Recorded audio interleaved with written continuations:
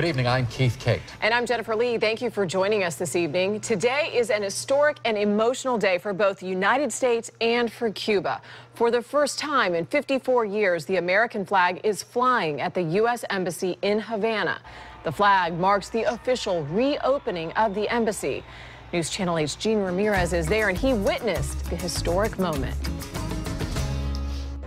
Hey there, Jen. What a day here in Havana. Such a proud occasion for many Cuban Americans who were here, also for Cubans who are really talking about hope. That seems to be the word I keep hearing here. Today, for the first time since 1961, the U.S. flag flew in an official capacity here at the U.S. Embassy. Secretary of State John Kerry, the first person with that title to visit Cuba since 1945. But still, many are asking themselves, what exactly does all this mean? A lot of mixed feelings, I have to say. It's how many feel about restoring relations. The most visible sign, the flying of the American flag at the U.S. Embassy in Havana.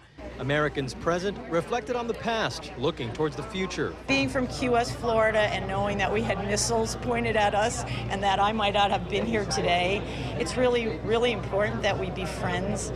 The Cuban people I spoke with agree, hoping for a better life. We want freedom.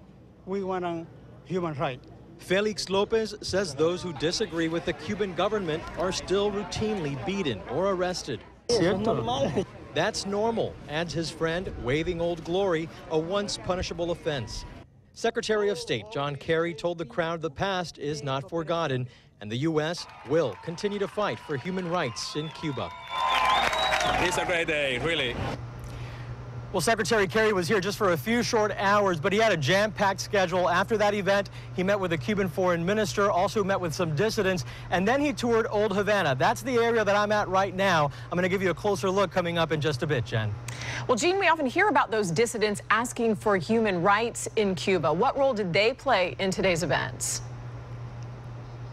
It's such an interesting topic, really. It dominated the pre-event coverage of this historic occasion. Why were those dissidents not invited to the official ceremony of the raising of the American flag? Well, the U.S. government says that was always intended to be a small government-to-government event, so they really had no place there. Instead, Secretary Kerry met with those dissidents at the home of the chief of mission here, Jeff De Laurentiis, and we'll see what happens with those talks as the U.S. Says they will continue to fight and advocate for human rights here for the Cuban people. Interesting stuff. Gene, I know we're going to talk with you again in just a little bit. Gene Ramirez for us tonight in Havana, Cuba. Thank you.